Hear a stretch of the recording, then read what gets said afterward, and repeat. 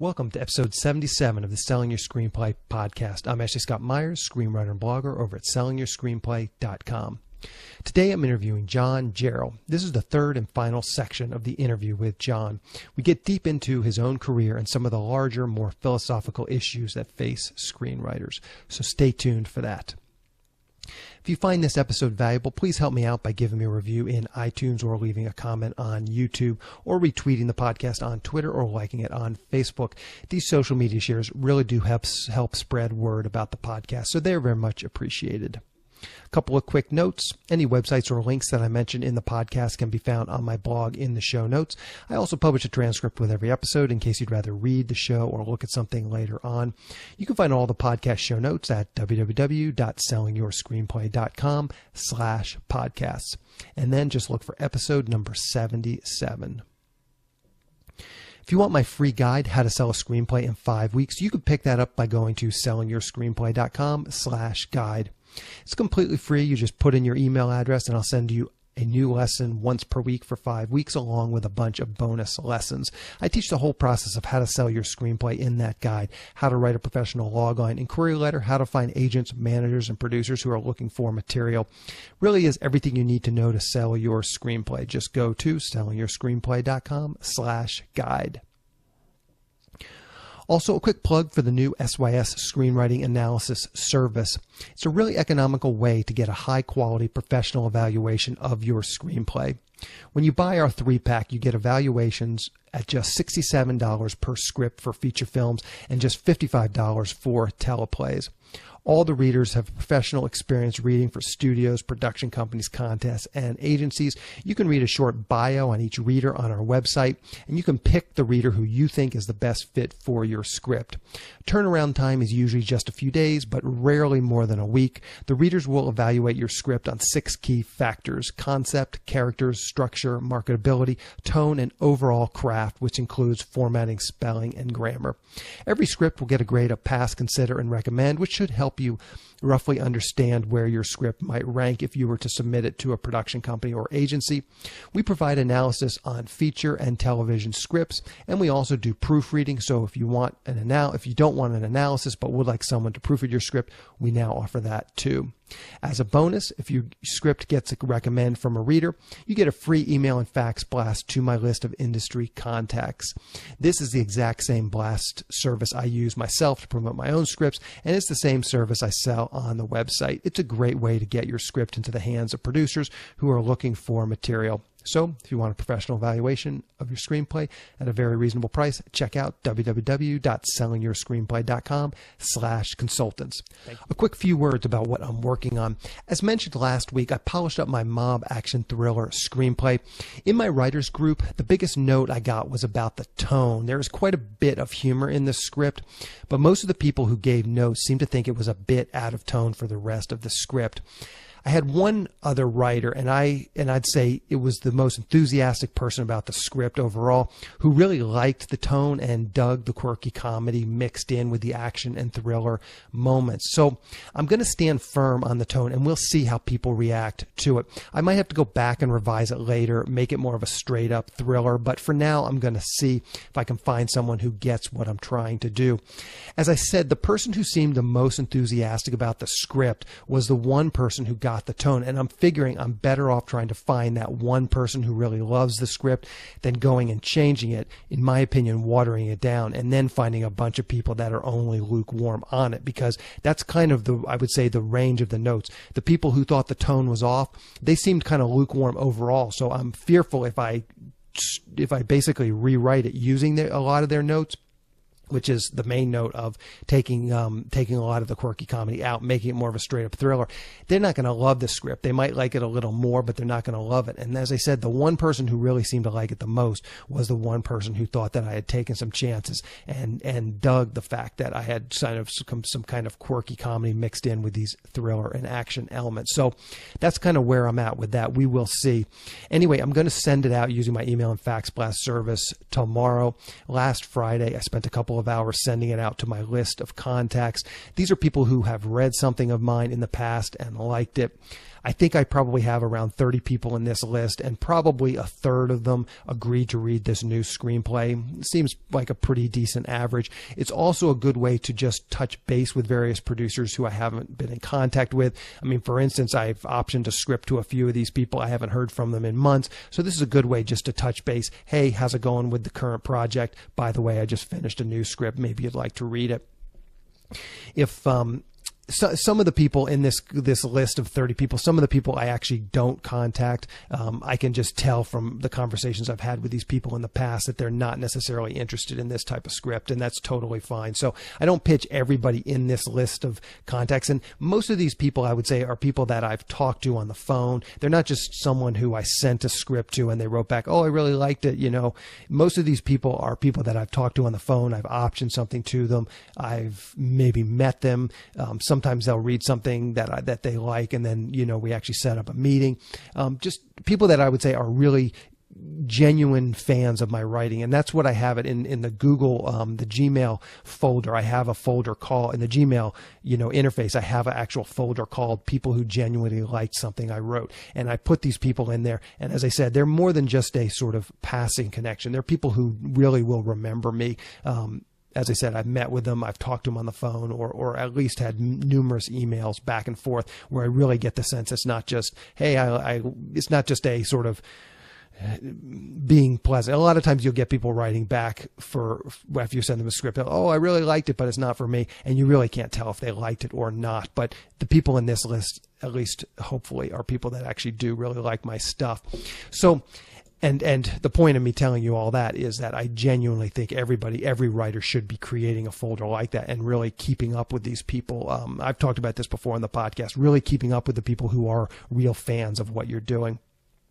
I also uploaded the screenplay to Inktip last week, so that's up there and potentially working for me. And this week I will be uploading it to the Blacklist. I'll probably just pay for the 2 reviews, and we'll kind of see how that goes. I feel like the Blacklist is a bit of a crapshoot, but we'll see. I think there is some upside there, so I'll go ahead and get some notes from that. But mainly I'm just seeing if I can get some decent scores and then some potential downloads from their site. So that's pretty much my marketing strategy for this new script. As I also mentioned on the last podcast, my next project is a micro-budget sci-fi thriller script. It's a script I wrote last summer. I did send it out, didn't get a lot of interest from it, but I always liked it. One of the other writers in my writers group, he liked it. He took a pass at the script, and one of the big things he did was really stripped out a lot of the elements that would make it a costly production. So I'm sitting there thinking, gee, this might be something we could do on a micro-budget. He's also a director, so that's kind of where we're at. I'm going to go back through this script and really rip it apart and try and make it much smaller in scope so that we could shoot it on a micro budget. And then the two of us, this other writer, director, and myself, will probably just self-finance that film. At least that's the idea. I mean, things can always go wrong. He might not like the rewrite I do. We'll just have to see. But the bottom line, that's my next project that I'm working on. We went and looked at a location out past Palmdale, kind of a deserty, woodsy kind of a thing on the sort of the base of the Los Angeles National Forest mountains up towards Palmdale. The location looked good, so I'm going to rewrite it with that in mind and try and really, really just tighten this thing up and make it so that there's really minimal special effects, minimal. There was some makeup effects in the others. There was some sort of half animal, half human creatures. I'm eliminating a lot of that, just making it much more of a straight up sci-fi thriller. As I said, anything that I can remove anything that's costly, I'm going to have to remove and just try and get creative to patch the story together without some of those costly effects and costly scenes. So that's what I'm working on now. So now let's go ahead and get into the main segment. Today I'm interviewing John Jarrell. This is the third and final section of my interview with him. You can find the other 2 episodes on my website. It's episodes number 67 and 69. I will link to those in the show notes. You should be fine to listen to this if you haven't listened to the other episodes. I've tried to break up the interview into logical sections, so there's nothing that's really carrying on from the previous episodes. If you like this episode, I definitely encourage you to go back back and look at episode 67 and 69, but you definitely don't need to listen to those before listening to this. Also, we do reference John's book, which is coming out or is actually already out. It's called Tough Love Screenwriting, and we talk about that a little bit at the end of this interview. I read it before this interview, and a lot of the questions were kind of derived from that to expand on some of the stuff that he talks about in the interview. So again, if you have time, it's not imperative that you read the book before listening to the interview, but I highly recommend the book. And if you do have a chance to read the book, it will add a bit of context to the interview. Anyway, here is the interview. Okay, so let's move in. This is kind of a broad question. I'd say even more philosophical than screenwriting. I've talked about this with a few other people on the show. What's your take on nature versus nurture? I mean, especially now you're teaching a class, you're seeing a lot of newer writers. How much God-given talent does someone need versus, work ethic? That's interesting. Where is that mix? All right, so, if we're talking talent versus work ethic, I think I would opt for work ethic every time, because really, what you experience is, how many people do you know that say they've written a script or they're writing a script, but they never really finish it, or it never really quite gets there? Work ethic, you just can't underestimate the value of work ethic. In fact, it helps, I was going to say inferior writers, let's just say less talented writers, to reach ridiculous heights. I'm not going to name drop, believe me, we could spend half an hour doing that, but sometimes just getting it done is more than half the battle. So there's a lot of people, I think Raymond Chandler had a line at one point about every day we slaughter our finest impulses. And it's true, it's like the smart guy can blow his own feet off by overthinking it. There's something to be said for, hey man, let's just put our head down and go to work and get this thing done. So I think talent's awesome. And I really do believe you need a certain modicum of talent. But I don't think not being the most talented, in screenwriting, I don't think not being the most talented guy doesn't mean you can't be very, very successful. It's that line from Tin Cup. Sometimes par is good enough to win. And I think screenwriting is a great example of that. Too much talent, no work ethic means nothing. It's interesting too, because people have asked me this, and I really feel like at a certain level, you either have a talent for something or you don't. In other words, Michael Jordan had a certain God-given talent. Now he had to bust his ass, work it, play basketball a million hours, get kicked off the JV team to get him fired up. So there's a path there. But the Malcolm Gladwell 10,000 hour rule times 10 more.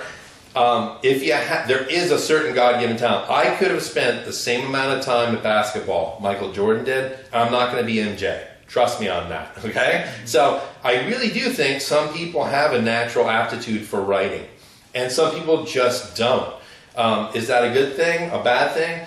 I don't know. I think, on the one hand, I think if you have even the slightest bit of talent and interest for it, go for it, man. Fuck, go for it. On the other hand, and I mentioned this in the book, I do see a lot of people where it's 5 years later, it's 10 years later, and you feel like maybe they're just going down the wrong road.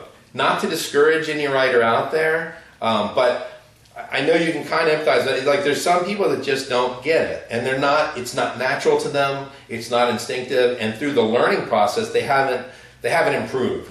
I would never discourage anyone from trying to chase their dream exactly like I did. I will say there is a point at which we need to ask ourselves, am I any good at this? Am I making progress? It's much easier to point to actors. Is there anything sadder than a 40-year-old woman getting new headshots with a Hello Kitty shirt on? It gets sad, it gets grim. I feel that way about some writers. Like, dude, you've been doing this so long. Charles Bukowski had the perfect quote for this, and it's really harsh, but Bukowski said, dedication without talent is useless. And I think to a certain degree, if you're not getting it, it's okay to move on, man. Really, this is a weird thing about screenwriting, which is if we don't sell something, if we don't get a movie made, we feel like we failed. And Hollywood is a town that loves to make you feel like you failed. It's a place where it's competitive and it's snarky, and no one's really got your back. Maybe your representation, maybe your girlfriend, your wife, your husband, your parents, maybe, but it's kind of a solo shot. And so I think there is a point where everyone needs to gut check themselves and just ask objectively, am I any good at this? Is there a real chance? And dude, how hard is that? It takes so much energy and blind faith for us to chase our dreams. Because we know nobody's really got our back. And we know nobody's really going to be sympathetic. In fact, especially with actors, I've got friends that are actors. Some are very successful, some somewhat successful, some not. It's like, it's a little sad, isn't it, when someone tells you they're an actor. I know when I'm meeting women that are in their late 30s, 40s, they tell me they're an actress, I'm a little worried. Not to slam actresses, because you can say the same thing about screenwriters. When I hear a 45-year-old guy tell me that he's working on a new script and Summit's super pumped about it and this and that, and maybe Jackie Chan will do it, I feel like, I don't know, maybe you're just past it. Again, this is very, very subjective. I would never discourage anyone, but there is something to be said about, I know some people, their writing's okay, but they would be a much better producer. Or they have other skills, but I think there's something about writing in the American consciousness, and I still haven't cracked this myself. Some people just want to be writers, largely it seems, because they like the writer costume.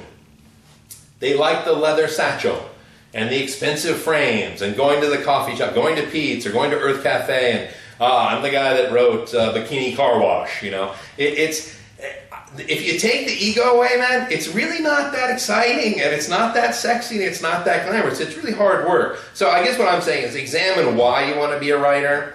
We were talking earlier, it does provide some highs that nothing else provides, man. It feels great to be able to share your creativity with a massive global audience. Best case scenario, that's awesome. Not many businesses give you that. I guess, what were you saying about, hour for hour, dollar for dollar, is it worth it? Yeah. It's an excellent question. I mean, sometimes if you'd spent those thousands of hours on something else, you might have had a much happier life. I mean, this really comes down to the writer. I guess the key thing is you got to keep asking this question.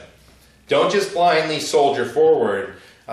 If you don't feel it, man, it's okay to walk away. And look, I'm a guy early in the 90s, things were really rocky. And I especially in the early 90s, the big thing was, you know what, I'm going to sell something and move to San Francisco. That was the big escape plan. San Francisco is so much cooler. Well, now with the tech thing, they've become as Hollywood, and this is even cooler. But the point is, there was that, like, I'm just, I don't know if I really want to do this. And you know what? That's when it's gut check time. Do you want to do it? You're going to take a beating to keep doing it. But really feel good about it. If someone could have told me anything, I wish someone had just said to me, you know what, man? You're not a failure if you don't succeed at this particular thing. There's a million things you can be good at. I hope that makes sense to whoever watches this. Yeah, no, absolutely. And one thing I get from, I get these sorts of questions running my blog, and one of the things that I always try to emphasize is that, it's a kind of a cliche, life is a journey, not, a destination. And I still feel like if you're spending time writing and you're enjoying the process, I recommend to people that they go out and do short films, because it's like in this day and age, for $100, you can do a great short film. And then you're like, that's awesome. You're getting, like, forget about if you ever make money in Hollywood or anywhere else. You're writing something, you're shooting something, and if you are enjoying that process, I don't see any reason to stop. I mean, my dad is into autocrossing. He spends, thousands of dollars on this little race car. And it's like, there's other hobbies. So, I mean, it's like, but he gets enjoyment out of it. So it's like, if you like writing and you like, the process of seeing your things filmed, I think that's a great thing. You just hit on a huge thing, which is what's fascinating is I have some students that, first of all, you're right, technologically, dude, when I first started getting into the business, it's like you had to pay for film and processing and all this crazy shit. With DV, man, you can make great looking shit cheap and fast. That's awesome. I think the key question you've hit on, though, is, are you enjoying it? Are you digging it? Obviously a lot of it's hard work, but do you really love it? Because, a question I always ask, first question I ask my new students is, if I told you could never make $1 writing screenplays ever, would you still do it? And what's interesting? Half the class said yes, half the class said no. So it's important that we're honest about this. Is this a vehicle to start your career and make money in a business that you enjoy, or would you do it purely for pleasure? Everyone's going to answer differently, but it's an important question, because the people out there making the shorts, I can guarantee they're having more fun than me in an average year locked into writing something commercial or something I'm hoping to sell. It's really liberating. This is what people understand. As a writer, you're almost completely divorced from filmmaking. They're two entirely different things. One is I'll build the skeleton that other people can build a movie upon and hopefully help pay my rent. The other is, hey man, I'm going to go out there and make a fucking movie. And really that's, if I could point to one thing, it would be that in terms of the enjoyment of filmmaking was left behind to pursue this. This is not filmmaking. This is screenwriting. And I have nothing but respect for people that are out there. Whether anyone sees their movie or not, man, I miss blowing stuff through the gate. I miss being wholly creative like that. It just wasn't meant to be for me personally. But you've hit on a huge thing, which is, dude, there is something to be said for actually just making the movie you want to make. You know, one thing I will say on this, because many students have asked me, let's say you're going to shoot a short, and it's like a 40-minute or maybe even an hour short. That's a long short. My advice, go the full 85. If you have enough material to get an hour out of it, make it a feature that you can then sell. It even as a low budget, even if you sell it for 15 grand to the Sundance Channel, great. That 30 to 45 range, it's, you know, you can find someplace, a festival to show it, maybe win an award. But if you think you can stretch it to a feature and do it, go for it, man, because then you're actually on the big board. So don't just stop at an hour. Fuck, we're almost there. Let's make this a feature. Yeah. It's excellent advice. Another thing, you mentioned the actress, the 38-year-old actress, and you get a little worried. One thing that I get a lot of, and this is like the other end of the spectrum of that 38-year-old actress. I get a lot of people who are, 65, 70, who worked another career. Right. In some, they were successful in another career, but they always wish that they had given screenwriting. Yep. And now they're trying to go back. They've retired, and I find that somewhat sad too. Is that those people, for the most part, are never going to quite know if they had the medal, if they, if they'd have given it a go. What could have been. That's very interesting. Yeah. So it's a double-edged sword. So what's the best case? Because I've gotten emails from people like we're talking about, older people. They've already had a full life, a full career. Kids, maybe they're already out of college. I think what the best case scenario is that their writing is actually good and they actually find their way through the maze and sell something or get something made, and it happens. I guess so. What's the sad part of it, that they're just kind of noodling away? Well, I realize that a lot of these people will never make it because of their advanced age. Yes. Number one, when someone gets to that age, one big thing that I think a 65-year-old, not being 65 myself, but I can definitely, as I've gotten to my 40s, I can see that this is a big thing. You just don't have the salt and vinegar that you had when you were 25. And I can hear it in these people's emails when they're 65. It's like, okay, great, but it's not going. You're not going to write one script and then just sell it. It's like it's going to take those 7 years you spent. Yeah. And so I know that these 65-year-olds, for the most part, they're never going to make it. Not because they're not talented writers. No, sure. They don't have the gumption. They're most of them are well off. They're playing. They're happier than if they had done the screenwriting. Yeah. Exactly. So no, it's an excellent point. I think really for that person, for the 65-year-old newbie screenwriter. I mean, I love the idea that they've already lived a full life and made money and they're comfortable, which takes a lot of pressure off. I think the bottom line is this. They're going to have to outperform with their writing. They're going to have to write something. Remember, when someone gets your script, they don't know how old you are. They just see your name and they start reading. So writing and what that project is going to be at a premium.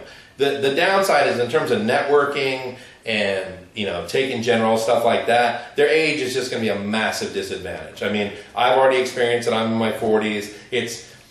If people got aged out before, after the internet age, they're aged out even faster. Like 40 is the millennial 60. They look at anyone that age as just being, and because of this huge technological advance we've made, it's kind of compressed everything and made you feel older faster. Now, again, great writing will out. If you write The Sixth Sense, believe me, you're going to sell that fucking thing no matter how old you are. So I think really the focus then would be more about the writing, less about the business. You'll have to find representation and stuff, but in terms of networking and going to mixers or taking generals and stuff, no 25-year-old studio exec alive wants to see a 60-year-old man or woman across from them. And maybe you'll get a bunch of emails saying, John Jarrell's totally full of shit. I love 60-year-old writers, but I doubt it. So really, it's going to come down to the writing in its purest sense. But man, it's a very different world. Now you take meetings with people that don't even know certain film references, which is a little mind-boggling. Look, we all have a short-term memory, but again, the 10 years of the internet revolution has compressed that too. So, for example, I had a class, 12 students, and I asked them how many had seen Blue Velvet. And 3 of them had seen Blue Velvet. Now, to me, that's just a no-brainer. You need to see Blue Velvet. I asked about Chinatown. I've had better responses in that class. It was 1. Now, the person that had not seen it. No, had seen it. Had seen it? Yes. Now, look, they're younger. I mean, what's weird is we assume, if you're in your 40s, you assume that the same Hallmark movies that influenced, well, first the film business, but you personally are universally seen. And then you realize, dude, how would a 20-year-old kid today get turned on to Chinatown if their parents didn't turn them on to it, or they didn't take a film class or go to film school? Somewhere someone's going to make a point of saying, you need to see this. How would they know to see a 40-year-old movie? They're not. So it's really you that's out of sync with the times and expecting that even, no matter how big a landmark it is, to expect that a 20-year-old kid has seen Chinatown is probably absurd. That's why I take time to make a list. Hey, man, take time to see these movies. What really stunned me was, I figured, Chinatown, Blue Velvet, all right, maybe I'm pushing it. I'm an older guy. So I said, all right, Boogie Nights. Now that's only what? It's like 18 years now? That's scary. But it feels like 10 years ago. Only half the class had seen it. I just assumed everyone's seen Boogie Nights. So, we're in a juncture now where what was accepted as the pillars of modern Hollywood cinema often is not known by the people who are controlling the means of production for current Hollywood cinema. You could take a meeting with an executive who does not know Chinatown. I know it sounds awful. The thing about Chinatown is, if you haven't seen Chinatown, you also haven't read Sid Field's screenplay. So it's all safety chain together, right? So I would start to seriously question their motivation. It's how serious they're taking. It's astonishing and what's really crazy about it. Think about it though. Today's marketplace for cinema is more about the event movie, the blockbuster, the Transformers, the Marvel comics. So how does Chinatown help you with Transformers 6? Well, you make the argument it doesn't really. What would be more important for that executive is to know Michael Bay's personal films, which is another scary thought we don't really want to get into. The point is, you can't expect people to understand the milestones you're referencing, so make sure that you're a little more contemporary. Instead of using Chinatown, reference LA Confidential. Your odds just double. It's kind of the same movie. They're both brilliant. They both won Oscars. But, when you're digging back, I remember I was at a meeting, this is years ago, I was at a meeting at one version of MGM, and the executive was, he was actually a VP, genius film guy, just knew film inside, awesome. And during the pitch, I mentioned the parallax view. I think that's right. And the junior exec said, what's the parallax view? And I didn't say anything, but the VP turned to him and said, it's an MGM movie. You might want to check it out. So it was really nice that someone else, could. But don't take it for granted now, man. The internet, the millennial generation is very, very different than anything before it. So try to keep yourself feeling contemporary. I notice even in writing, you can carbon date yourself with references. I had a script years ago, and one line was, he's on her like Tyson on Gibbons. Well, there's not a millennial alive who know who Robin Givens and Mike Tyson were married. Forget about it, they beat her up, so you got to go in there, take that out. I really pay attention. You'll notice with the book, you got to pay attention that these references you use to color your script in the editorial passages, they need to feel contemporary enough so you don't lose the person in the room, right? So just be aware of that. It's not right, it's not wrong, it's just Goodfellas, you're probably okay. You start pushing it back, it gets dicier and dicier. But again, you can't blame them, you hope at some point they'll stumble upon it, So, and this is kind of a follow-up question to the nurture versus nature. Have you talked about meeting Blake Snyder back in the day. Have there been some writers over the years that you met, you read some of the scripts, and you're like, man, that guy is just super talented, what a great script, but the careers never quite took off. And it's like, have you met those guys that just... I think, that's a really interesting question, because, first of all, writers there's no place I would rather be than not being in a room full of writers. Okay? You heard the old joke, which is a room full of accountants is the most boring room in the world. I think a room full of screenwriters could rival that in terms of just sheer agony. The reality is writers don't have a lot of to talk about amongst themselves. There's which version of Final Draft are you using? Did you hear about White House Down being sold for a ridiculous amount of money? There's things like that. But in terms of craft, what can we really share with each other? Unless we're really intimate and know each other as friends, it's, what did you do? Oh, you know what? Today, I highlighted one thing, I cut it, and then I pasted below that, and it's a ton better, man. It's so much, right on. I mean, there's not a lot of conversations about the process to have. So there's very few writers that I've actually, and I know some really great writers, some successful, not successful. The conversations don't really tend to come to writing, but tangentially. In terms of great writers and their careers, I mean, Andy Kevin Walker had a 10-year run where, I just could not get my hands on whatever he was writing fast enough. I mean, after Seven, which was his first script, which just makes you want to chop your fingers off, and that's his first script. I mean, he wrote so much good stuff. 8mm was a spec that it was Seven dark. It was as dark as Seven. Unfortunately, it ended up in the hands of Joel Schumacher, and it's almost like Showgirls in a way. It's just laughably bad. But the script was like a modern version of Paul Schrader's Hardcore, and it was fucking fantastic to read. That was a real crime that movie turned out the way it did because it was so good on the page. But there's guys like that you take an active interest in and go, man, I want to read what this guy's doing. This shit is awesome. No one knows career-wise why some people make it to the top of the summit and some don't. At a certain point, it's not about talent or even quality.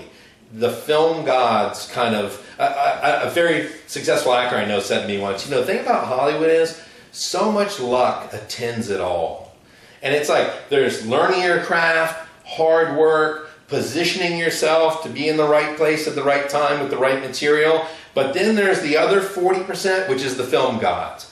And why a yes or a no is the answer. It's so completely capricious, dude. Why one movie star decides to do that movie instead of your movie. I wrote Hard Boiled 2 for John Woo. So I wrote a couple of movies for John and Terrence Chang, his partner. So we did Hard Boiled 2, super pumped about it. The company that was financing, everyone's super pumped, like this is great. I was super pumped. I'd spent a lot of time working on it. So they had a pay or play offer on Chow. Now remember, Chow's career had cooled off markedly. So they had a pay or play offer on his desk, $5 million for a month's work. Okay, his quote at that time was $1 million.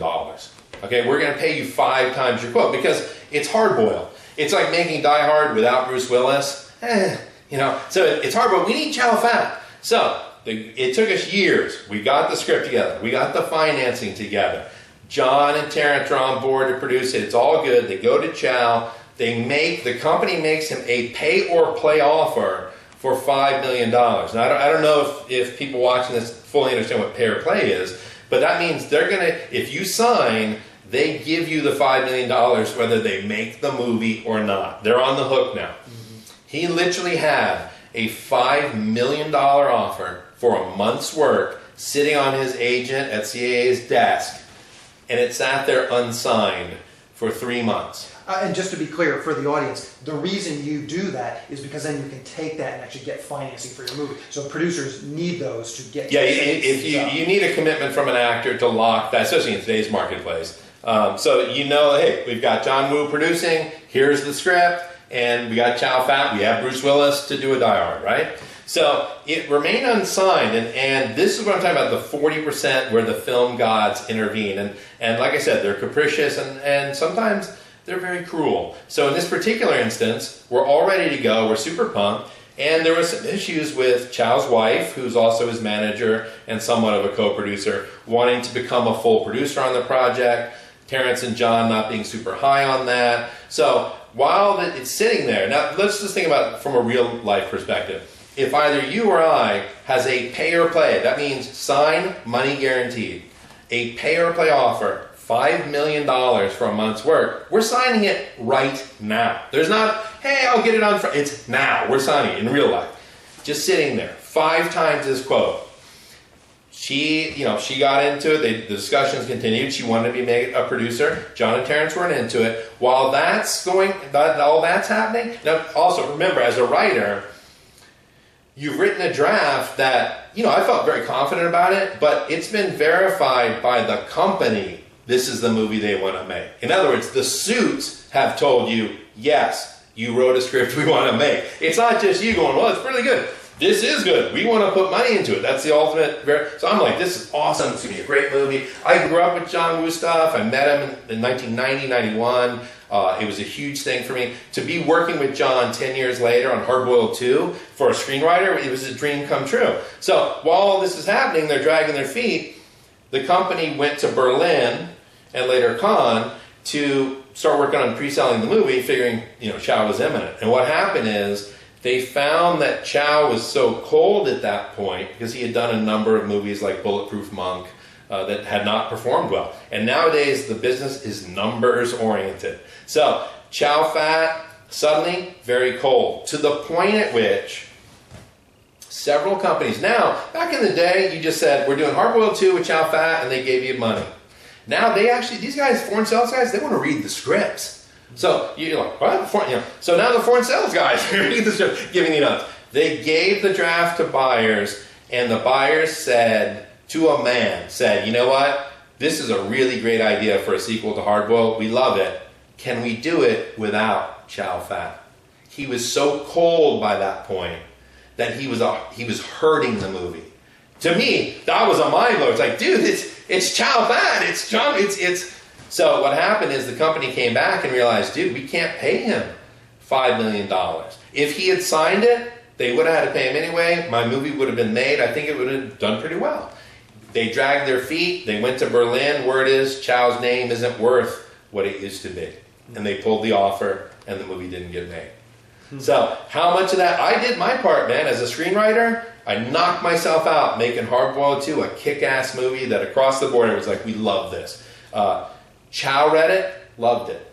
It doesn't get any better than, by the way, I mean, think of the... Everybody liked it up and down. Everybody likes it. Plus... And it still didn't get made. Right. Plus, you're thinking, dude, in like 1991, I sat at the New Art Theater and I saw John Woo introduce The Killer and Hardboiled, and he talked about it. And so as a young screenwriting pup, you're like, wow, John Woo.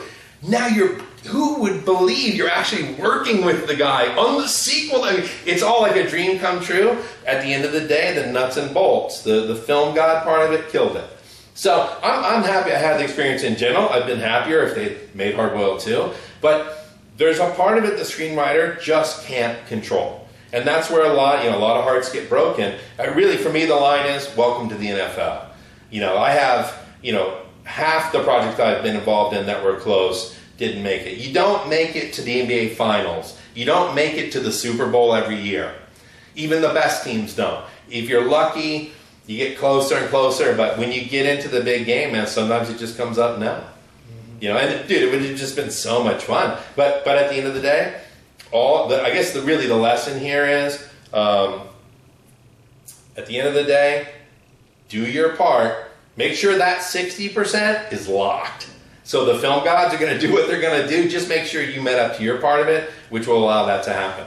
I think it's really hard for writers to understand how little, the littlest thing can just throw your movie. Great movie. It's at the point now where people will even say to you, you know what, this was a great movie. Too bad we're not going to make it. For a writer, it's hard to take that. But the reality is, man, politics, budgeting concerns, marketplaces, all this real life money stuff has started playing a huge part in our business. So, and this is my next question. It's going to kind of segue on top of that. You mentioned just 10 minutes ago, you said, if you write The Sixth Sense, if this old guy writes The Sixth Sense, he'll sell that script. Yeah. And it's like, and I wonder where and then talk about the story you just had where, you felt like you wrote a really good script, but it didn't actually get into production.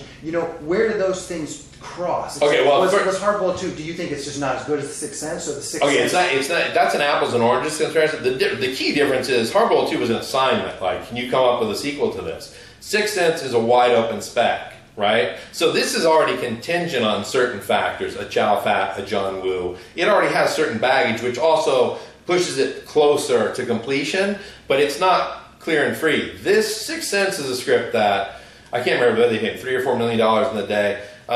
It's an undeniable slam dunk home run. That script went out, and within 24 hours, everybody in Hollywood and their mother was bidding on that script. It doesn't really matter what you think about him or think about the movie now. It's years later. It's the highest grossing R-rated thriller in the history of mankind. And when I got it sent down to me, I remember reading it. My girlfriend walked in, total civilian, school teacher. She says, "What are you reading?" I go, "Well, the script is sold for like $4 million. It's really interesting. It's pretty good." She goes, "Can I look at it?" I'm like, "Yeah, sure, look." So she took it up to her apartment. I went back to work. Hour passes. We're going to have to dinner. I go to her apartment to get her. She's sitting in her apartment crying.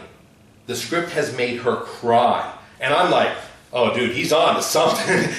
When you get civilians crying reading your movie, you hit a nerve. And sure enough, that movie was just perfect. The problem is, a lot of people, I think, writers think they have a sixth sense, but they don't have a sixth sense. That movie is immaculate, man. It's astonishingly good. Most people haven't reached that level yet. So the question was essentially, well, if Hard Boiled 2 was as good as The Sixth Sense, do you think that could have propelled it into production? No. These problems? No, because it was already part of the business. This was something you could take. It was virgin. You could make it your own. And the marketplace for that movie is much, much, much bigger. You could get everyone to go see that movie. With Hard Boiled 2, you're going to get diehard action fans. Maybe they drag their dates along. But, Sixth Sense could strike a chord with everyone. It was a universal home run. And still, it's a joy to read, man. It's just fast and lean. It's everything good about what a screenplay should look like. Definitely. So, and this kind of goes to the next question. And I think you've kind of answered this, but I'd be curious to kind of get your specific take on it. Ultimately, do you think it is the screenwriting gods that separate, yourself from Quentin Tarantino? It's like there seems to me that there's like a whole group of people that are really exceptionally talented, and I put Quentin Tarantino in this thing. Christopher Nolan, and it's Spielberg, and it's like there's this sort of very high tier of people that there is something. It's more than the screenwriting does. Like it's more than happenstance that Quentin Tarantino has had the career. It's like you watch some of his movies, and I was just reading Natural Born Killers, and it's like there's just not that many scripts that are this compelling, and he can consistently do that. I don't think anyone's going to argue that whether you like him or not. He's a very unique writer, and he has his own voice. Do you think about music, having your own voice on an instrument, like when Stevie Ray Vaughan is playing guitar, when John Coltrane is playing the sax, their tone, you can distinguish that sound from a million other people that play the same instruments. Screenwriting's like that too. A Quentin Tarantino script. That's probably the hardest thing for writers, to develop their own voice. Like I said, in any discipline, it's all about tone, man. It's all about the voice, and he definitely has that voice. For some other guys. So the next follow-up question is, what separates? Do you think maybe you just haven't had the screenwriting gods shine on you quite right, or That's an interesting question. First of all, I think some people are destined to be the Quentin Tarantinos. I don't mean just like they can sit on their ass and be. When they do the work that they do, it will be discovered because it's that good. In that sense, it is somewhat of a meritocracy. When I was at NYU, Larry Marcus, the guy who wrote The Stuntman, was talking to a class, and he said, you know what? If you have a truly great script, I don't mean good, I mean great, someone will find it. It could take a week, take a month, a year, 10 years, someone will find it. I remember at NYU thinking, hey, Larry's a cool guy, this is fucking bullshit. How do you know? Some guy could be in his room writing the best script ever, blah, blah. He's totally right, dude. And it's very simple. Supply and demand. There are so few great scripts that they stick out a mile away. It's not like even close. It's like you read The Sixth Sense, you go, slam dunk, done. Immediately. So with a Quentin Tarantino, how do you not read Reservoir Dogs? And remember, the reason he became who he is because he got the movie made, not sold. But he actually made Reservoir Dogs. Pulp Fiction was in turnaround. He had some help from the film gods, but he was creating the material. So it's partially fate, the movie gods, timing, luck, but the fair lion's share of it is you better have the goods. There are very famous screenwriters who, myself and other working writers will tell you, just aren't very good, and we can back it up with a million drafts. Hey, you know what? People slip through the cracks. Every once in a while, one of the guys who's not that great makes it on hype or connect. That's just part of the business, man. That's just the way it is. The reality is the best guys have the goods. Now, in terms of me compared to another writer, I don't ever think of it like the light didn't shine on me. I think about it like, hey man, you get out of it what you put into it. This is the NFL. You're going to get hit. You're going to get hit hard. And the best thing you can do is have an A-level game and go for it. After that, man, all bets are off. So, also when you're younger, I think there's more about this writer, that writer. I'm at a stage where I'm very pleased with my own writing. I know what I'm good at. But I also find I like other great screenwriters more than ever. Because I know, I've been doing this 20 years. So when someone like a Tony Gilroy, dude, read Bored Identity. Read it. Your jaw just drops. Like, God damn, he's good. In a good way. Not like, God damn it. It's like, fuck, Tony Gilroy is just rocking this shit. It's that stuff that really gets you high. There's always going to be a ton of bad scripts, but I look to the best writers for inspiration to keep getting better myself, and I hope most mature writers do that. Because, dude, there's so much to learn. How can you not get pumped? I don't know what the last script you read that you just got fucking pumped about. That sometimes Source Code. I read, people have been recommending that. It's, good script? Yeah. It's much better than the movie, I would say, too. Something about the movie just didn't quite get there. It was okay, but it wasn't great. But the script, I thought, was really right. And when you refer to those scripts, man, it reminds you why you wanted to do this shit in the first place. That if I'm ever lacking in inspiration, I'll revisit certain scripts and just go, fuck yeah. I mean, Seven is a script. Andy Kevin Walker's first draft of Seven. You read it and you just go, that's it. That's why I've done this for 2 decades. That's why I take the beatings that I take. That's why I remain, positive and passionate about doing this, because it's still possible to do that. Mm-hmm. I think really what makes writers bitter and turns them into haters is when people that aren't necessarily very good are rewarded disproportionately for their average work. I think that's, look, how can you not feel bad when you've read this back? And you're like, really? $3 million for this? And you realize it's not just the script, it's relationships. This writer already had a gig with that studio. They were looking for precisely this kind of project. The agent has a relationship with the VP.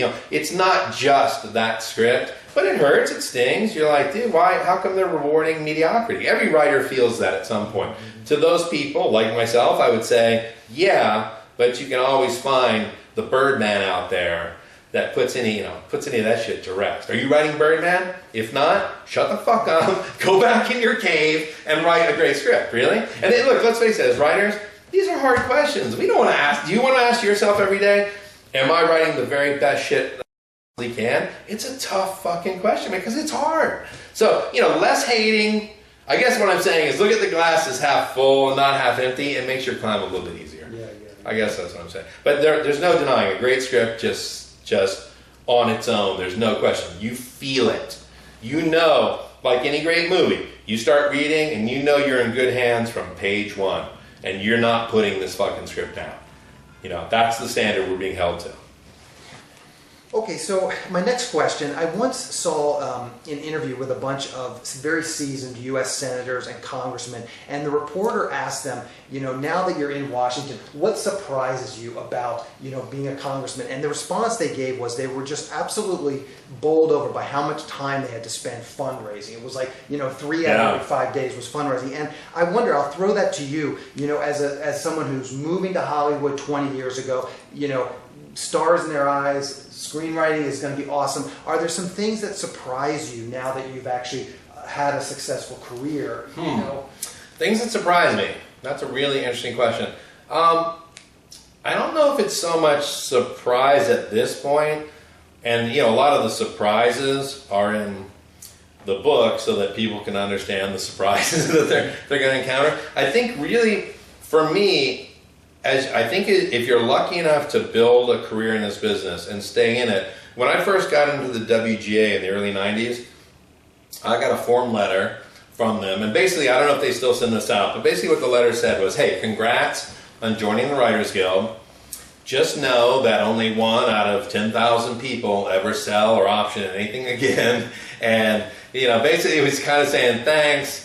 Good stuff. We don't count on seeing you this time next year. And I remember reading it, going, what the fuck? What is this? Sadly, I saved everything. Sadly, I didn't save the letter.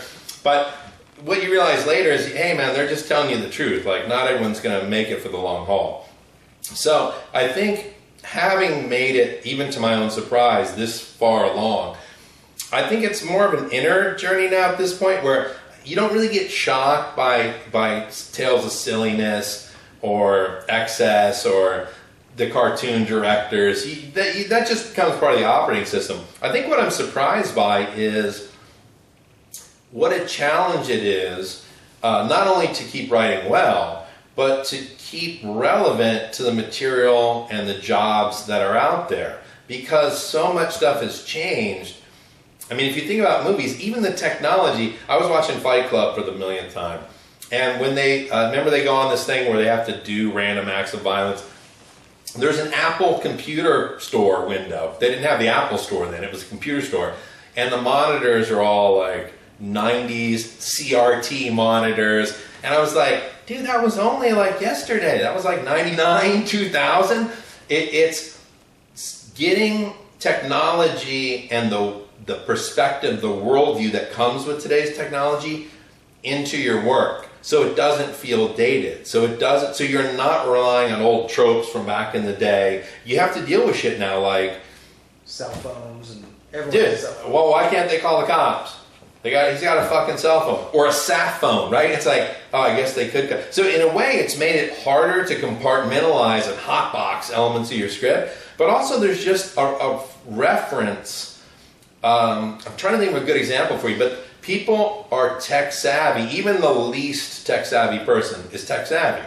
So blowing stuff by people you might have gotten away with before, not so much anymore. You really have to think things through. And you really have to think through what the common zeitgeist is for perceiving stuff in terms of movies and what's considered. I mean, I'm a story nut, I'm a structure nut. I see a lot of movies where it doesn't seem to be a concern on the story front. But then you realize, like, well, the movie is what it is. It's what they were shooting for. Not every movie's going to be American Beauty. It's not going to happen. So really, the thing I notice more is, wow, it's really a challenge to have an A game in what's essentially now a different era. Before, man, you could go 20 years, and there were no seismic shifts. We just happened to go through the most intense period of technological change in the history of mankind over that decade. That's no small thing, man. And you see it in the scripts. And a lot of stuff you see now, I think there's also an over-reliance on tech. Everything's on a computer screen. If there's one thing I hate to see, it's a movie where they're looking at computer screens. Sometimes you don't have a choice. Interestingly, on House of Cards, the way they do text messages was really smart. You know, they make it look like an iPhone when it pops up on the screen. But you know, how do we write movies that are essentially taking place on computers but not have them take place on computers? This is the kind of stuff you have to add to your bag of tricks so that you make it a movie. I guess that's what really surprises me, is like, wow, so much stuff changed so unexpectedly. How do we make this feel right and contemporary and use the right tech terms? Like Snapchat may be cool today, it may be gone tomorrow, in the same way that MySpace was cool. I mean, shit is just moving so quickly. For the writer, I think you really got to keep up with, even if you don't dig it, even if you're not into whatever the millennials are into, you got to have a working knowledge of it. So you need to know what Snapchat is and why it works the way it works. You need to know that Kim Kardashian has a huge butt, or that Kanye's an idiot, or you know, you need to know these things so that you can reference things that are contemporary in your characters, in your descriptions, that, you know what, this wasn't important before. You know, it's number one thing I notice with students is regurgitation, and I'm not exempt from this. We've had so many thousands of hours of movies and television drummed into us over our lifespan that we unconsciously regurgitate a lot of stock stuff. You know, there's a whole section in the book about stock lines. Does a bear shit in the woods? You know, Chico, the man's coming, the Colombian drug lord, the black police lieutenant screaming at his cot. You know, it's like there's certain just cliches that have been beaten into the earth. One reason they've been beaten into the earth? Well, because they kind of work. So yeah, lesser movies will keep using that. Our job then is to freshen, sweeten, flip that stuff at every opportunity so it doesn't feel stock. But it's hard, man. Even veteran writers, it's hard not to just go to the obvious answer, right? I saw something online. They said, you know what the most I'm sure their study wasn't the most scientific, but it was, what's the most said line in the history of Hollywood cinema? What line has been said more times than any other line? This will be interesting. What do you think? I think you had it in your book, and I think you mentioned in your book, and I don't remember now. We got to get out of here. Okay. Not high art. Not. This isn't. But when you think about it, dude, sometimes there's no other way to say it. We got to get out of here, right? So it's this push-pull between what's going to just work and trying to be fresh at every turn. I think a lot of writers lose sight of that. I know I got off the question. Yeah. But try to just freshen it up, man. Make it feel fresh. Sure. This is a question I get a lot. You're someone who moved from another location to Los Angeles, so I'll just get your quick take on this. If someone is going to, the first question is, do you think it's valuable that someone moves to Los Angeles if they want to be a screenwriter? I get a lot of people, they've got families, they've got kids, and they're like, suppose I live in Arizona, is that close enough? Suppose I live in Santa Barbara, is that close enough? It's like, but what is your take on? Well, what do you think? What's your take on it? I tell them everything is a percentage. Everything is increasing your odds, and by living in Wisconsin, you're making your odds already incredibly small to begin with. Right. You're making them even smaller. There's always going to be people that do succeed from these outside areas, but if you want to be serious about it, just moving to Los Angeles. I mean, just things like this. I live close. We can get together. I'm in a writer's group. The quality of those writers in the writers group is so high compared to if you're in Wisconsin. Right. You're not going to be able to find a dozen decent writers in the middle of Wisconsin. Right. We have actors come in and they read the scripts. You're not going to be able to find a dozen decent actors in the middle of Wisconsin. So there's just all these sorts of very subtle advantages to being. I think you're spot on. I think really the key thing is, for me, I need to be able to get in my car and get in a room on an hour's notice at any time. I got the job for Man with the Iron Fist 2 with the wonderful hot pink lettering on the one sheet that everyone's going to love. I had to be able to drive to Universal, meet the guys, and sell them on it now. So, number one, if you're trying to get work, again, this assumes that you've advanced to the point you're actually in the hunt. But you got to be able to get in a room, whether you're an unknown, a working writer. You've got to be able to meet someone on the occasion, that face-to-face. And by the way, face-to-face is less and less. I mean, back in the day, you always went in the room to meet people. It's less and less, but you got to be able to do that. Two, along the lines of what you're saying about the high quality people. When I lived in New York City, there was a op-ed page in the New York Times, and I don't even remember what it was about, but there was one killer line. It said, "New York is a city of finalists." And I thought about that, and in the context of what we're talking, LA is a city of finalists. The people that are serious and want to be in the big show come here. They don't toe dip, they commit. And so you can say, well, yeah, you know what? Yeah, I'm sure there's some writer who lives in Alberta, Canada, who's making a good living. I'm not saying it can't be done. I'm saying it's more than just physically moving. It's not a geographical thing.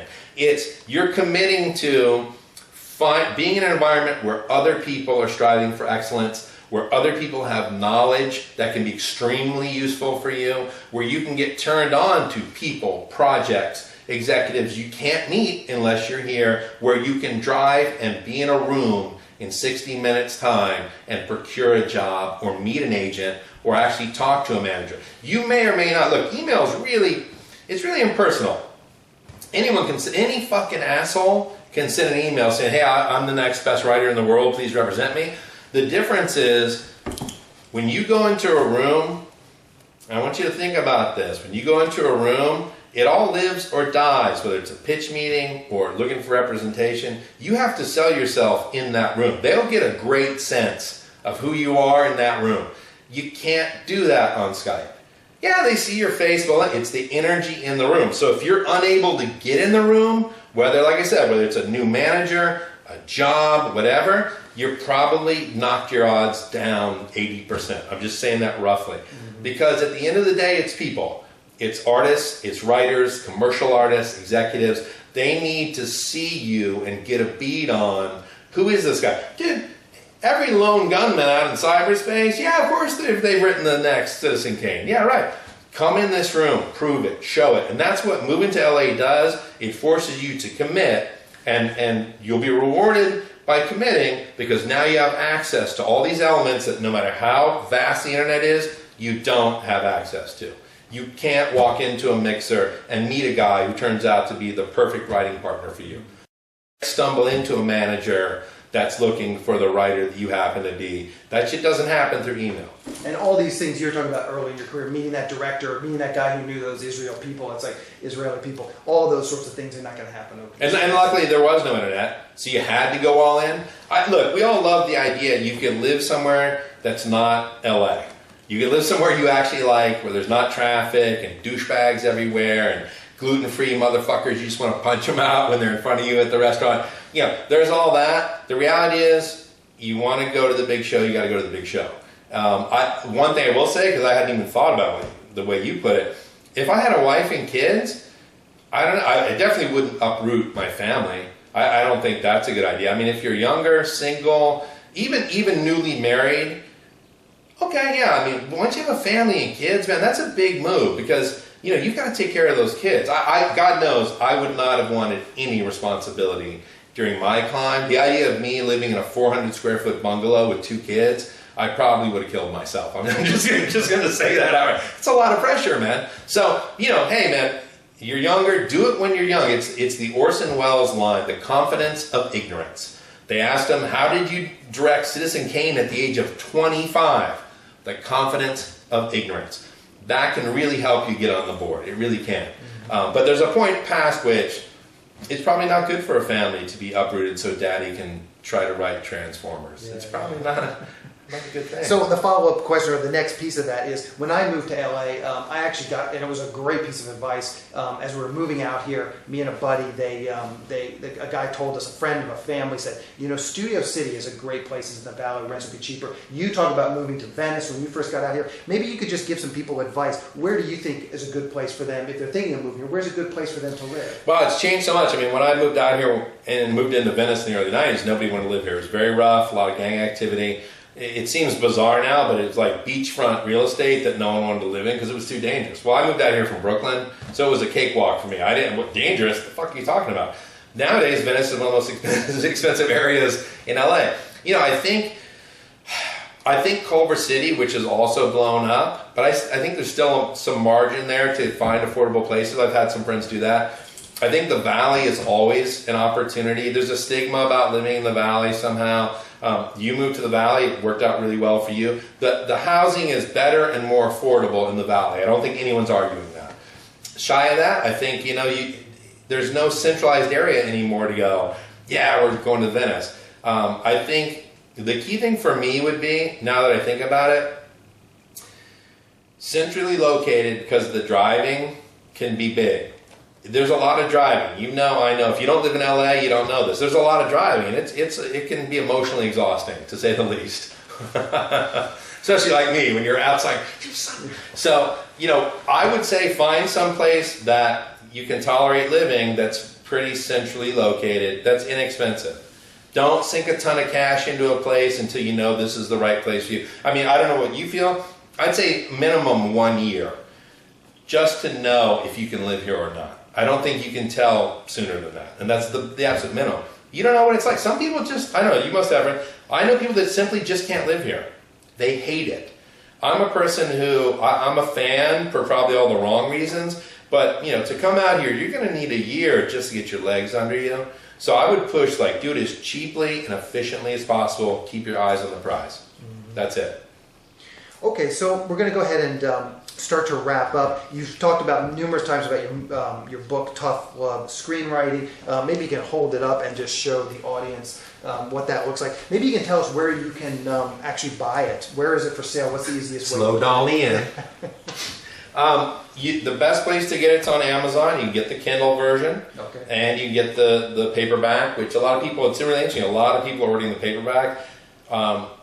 A lot of people still like to have books in their hands, man. I'm one of them, but it's kind of awesome to see how many paperbacks are moving, because people still like to have it in their hands. Mm-hmm. But it's also Kindle ready. You can go to the writer's store and you can get the PDF, maybe an EPUB. It's on all the major places, Barnes & Noble, iTunes, or iBooks.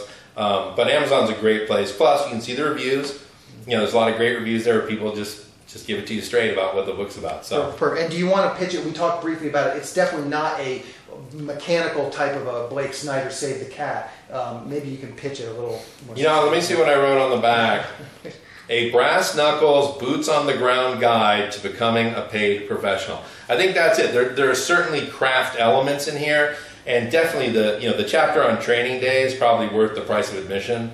But more so, I think ultimately it's inspirational in the sense that it shows you that it can be done. It's daunting. You're going to take a hell of a beat down, but it can be done. It's really a question of who wants it more. Are you ready to really go for it, as opposed to just assuming that if you have something good, everything's going to be okay? I think this really helps fill in some of the blanks about what that climb's really going to be like. And then, hey man, there's some beautiful things that come out of it. I mean, I wouldn't trade. I sold my first script, and 2 weeks later I was on a private jet flying back to New York City like the conquering hero. I left in rags, and then a year later I sold the script for the whopping price of $25,000, which is more money than I'd ever seen, and I'm flying back to New York City on a G3. Wow, I mean, there's not a lot of businesses where you have those kind of perks, man. It's awesome. The rewards are sweet and fantastic, and I think ultimately worth the climb. There's no guarantee you'll get there, but I think if you're informed and you're legitimately doing your very best work and you're open to growing, you'll get where you're going. That's what I've seen with all my friends that I came up with. They've all, to one degree, some have become extremely successful, powerful, but the people that put in the work and really went after it and acted like professionals eventually got it done. Sooner or later, they got it done. So I'm very positive about that, very positive. Yeah. Okay, so you mentioned in the book, and you've talked about it a couple of times, you teach a class. How can people learn more about that? If they want it's all on the website. You can just go to toughlovescreenwriting.com, and there's a page on the class. I limit it to 12 students a session. It's 12 weeks. We meet 3 hours every Sunday for 12 weeks, and it's simply you come in with your idea, and you pitch the note cards, and then by the end of the class, you presented your first act pages, your first act 30 pages. And so essentially you come in, you pitch it, we workshop the cards, make sure they're solid, you go off to write. There's lectures too, but then you come in, you present your pages to the class, and we go over them. So in 12 weeks, you have a completed first act, and you've obviously already started working on the building blocks for your second act, which I do for some students in another class. But that timeline may seem quick, but it's not that. I mean, I see a lot of classes where you could spend UCLA Extension, then once you go to 5 classes over a year at 4 times the cost of my class, which is essentially gratis, and you still don't have shit to show for it. Mine is, hey man, let's do it. Let's get into it. And for writers, man, motivation is key. You've got to get pumped. And what's the best way for people to keep up with what you're doing? Are you on Twitter, Facebook? Yeah, I'm on Twitter. I'm on Facebook. I'm going to link to all this in show notes. And his got a Twitter page, handle? TLS Screenwriting. So it's TLS, and then the S starts the word screenwriting. I just got that set up with the help of a friend, by the way. I'm learning about it. But even when I first started the book, I'm like, fuck Twitter. Fuck you, And it's like, actually, no, it's a good tool.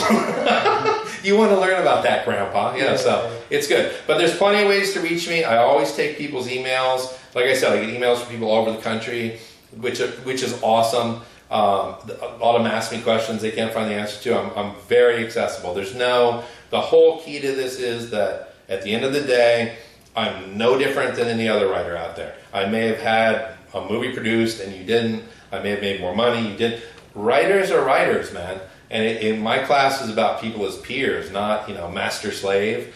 Wide open, very accessible, and really just like helping other writers at the end of the day. Well, John, this has been a great interview. I really appreciate it. Yeah, cheers. You've been very generous with your time. This has gone way over, but I really appreciate it. I've learned a lot, so I know other people will learn. Right on. I appreciate it, man. Thank you.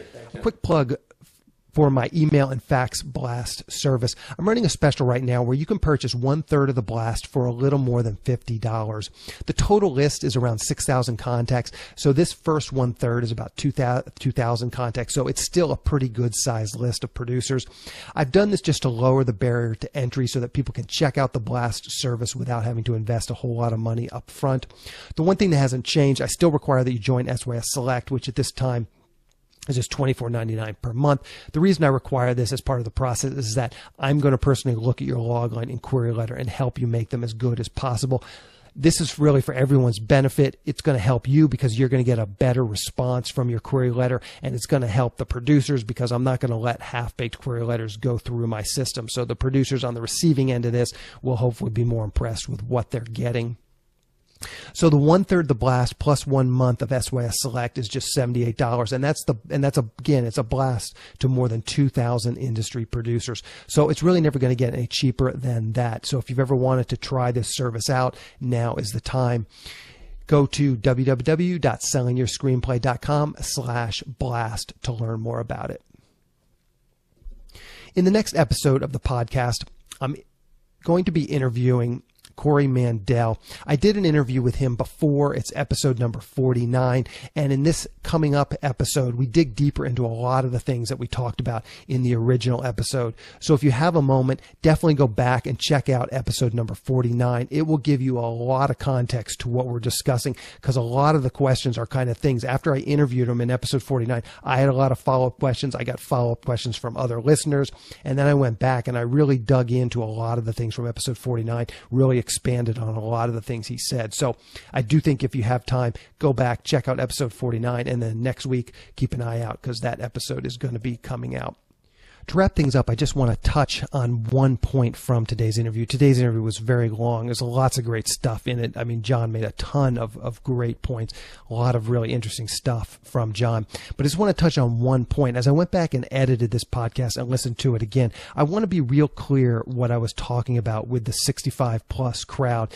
As a group, this is the smartest group of listeners I have, so I certainly don't want to alienate them or offend those folks in any way. I just want to be clear on sort of what my thought process was in saying that their chances are very slim. There's all this stuff that John talked about in his early career, and a lot of it was talked about in the first interview that I did with him, episode number 67. But, those 7 years of struggle that John had, most people that get to the point where they've been successful at another career and they're 65 years old, they have grandkids, they have life, they play golf, they go and do any number of other hobbies and things that they enjoy. That sort of fire in the belly that you need to succeed at this, no matter who you are, it's going to be really, really difficult, and it's going to require a monumental effort to succeed. And that's what I find the 65 plus crowd is typically missing. They are successful. They've already had another career. They are usually very smart, and that's sort of part of the whole issue, is that they don't necessarily want to spend the grueling hours of getting better and learning the craft. And it's not going to be something that takes, just a year or two. It's going to take many, many years. No matter how old you are when you start, it's going to take you a few years, and it's going to take a lot of work. And that's what I just generally find the 65-year-old crowd, they've got a whole nother life. And I put my parents in this. I look at my parents' life now, they have a great life. There's no complaints. They go on cruises, they drink wine, they go on wine tours. Did I mention they drink a lot of wine? They just have a really fun life at this point. And the last thing they want to do is embark on a whole new career. When you start something new, when we start any career, when you start over and begin something new, there's just like a lot of grunt work. There's a lot of just putting in a lot of grueling hours and just, doing all these things that no matter what age you are, whether you're in your 20s or 30s and just starting out, there's a lot of time that needs to be spent getting up to speed and getting your skill set to the point where it's at a professional level. And really, it's hard for any group, but a lot of these people that are 65 and older that I talk to that are retired, they've always wanted to be writers. And I can tell talking to them, like, these are really smart, successful people. It's not a talent issue. It's not an issue of, well, do you have the writing talent? Do you have, the intelligence to do it? Most of these people probably do, or I'd say a lot of these people probably do. When you talk to people in their 20s, it's a coin flip, man. You talk to some real people, some people that, they're never going to make it. And it's not because, they're not going to put in the hard work. For them, it's an issue a lot of times with the talent. It's a lot of times I can just tell the people they just don't get it. They just don't have sort of the raw material to ever be a successful writer, but not so with the 65 plus crowd. It's definitely, these are smart, intelligent people, but I just question whether you really have the fire in your belly to do what it takes to be successful at this. It's going to be hard no matter who you are. And do you want to spend, your retirement years pursuing something that may or may not ever pan out? And that's kind of also why I mentioned to John about doing short films. I talked about that a lot on the podcast, so go back and look at some of the other episodes. It's a great way to get your it's a great way to see the entire filmmaking process. Writing a script, seeing it produced, and then seeing the finished product is doing a short. And I talk about this again on other podcast episodes. There's a lot of places, including Inktip, including Craigslist, where you can find, up and coming producers and directors looking for material. If you start to write some shorts, you can get those out there. If you're halfway decent, you'll find someone who wants to do those. Again, you have to be diligent. You have to keep working on your craft. You have to write something that's halfway decent. But if you're diligent and persistent on this, you'll find someone who's willing to produce these shorts. It'll be a low budget. You're not going to make any money at it, but you'll see the entire filmmaking process. And I just think that's so important to getting started, just getting a win, getting those small wins where you feel like, gee, I really can do this. And maybe that little short film will win some kind of an award at a film festival, or just get into a film festival. And all those little subtle things, they may not be huge wins, but they're little wins that can kind of help you get on your way. Anyway, that's the show. Thank you for listening.